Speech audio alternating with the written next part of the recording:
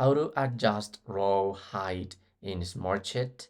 Hello everybody and welcome to our channel. Today you're going to learn how you can adjust the row height here in the Smartsheet spreadsheet. So please watch till the end to properly understand the tutorial.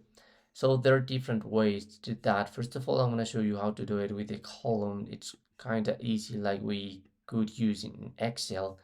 And the row, there's no way to do that. There's no way to make that same example. So here in Smartsheet, there's only one way to do that. Perhaps we have a long text there and we wanted to have the entire text visible to us.